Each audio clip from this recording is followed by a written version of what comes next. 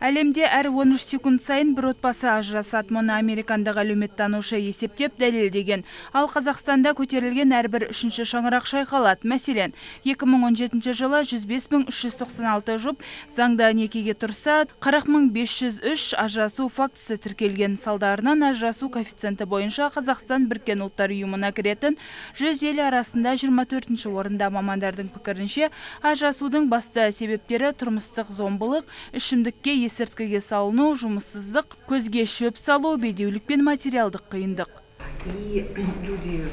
Қазір құндылық өзгерді, яғни басты орынға адамнан бұрын ақша қойылады. Материалдық жағдайдың қамын күйттейді. Бейбіт заманда өмір сүрсек те ажырасу үдеп барады. Салдарынан суицид орын алады. Өз-өзіне қол жұмсағандардың 83%-і жайсыз отбасыдан шыққандар.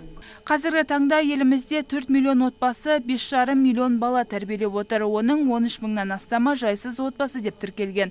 Ал 35 мыңға жуығы кедейлік шегінен төмен. Жиында әлеуметтік жағдайы төмен отбасыларға көрсетілер көмек те көтерілді. Біз тек психологиялық көмек көрсетумен ғана шектелмейміз. Жиынға түрлі сала өкілдерін арнайы шақырдық.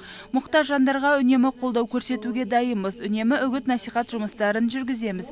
Ажырасудың себеп-салдарын анықтай отырып, психологиялық көмегімізді аямаймыз. Жиынға келгендер ажырасуды тежеу үшін отбасы институтын құруды ұсынды. Осы арқылы отбасылық мәдениетті сақтауды үйретіп, кездесетін қиындықтармен күресудің жолдарынан хабардар етпек.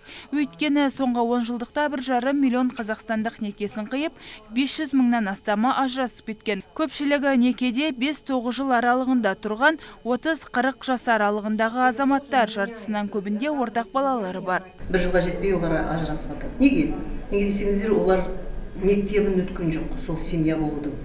Мектебін өткен жоқ, сол семьяда қарым-қатынасты қалай құру керек екенін. Мектебін өткен жоқ, олар әрқайсысы өзінің семьясының бір несін макетін әкеліп ойлайды, осылай болу керек деп. Ол арасында сәйкес болмауы да мүмкін ғой.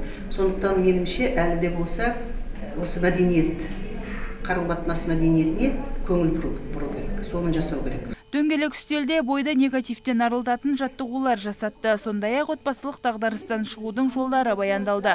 Жиналғандар психологтарға сауалдарын жолдап, тұшымды жауаптарын алды.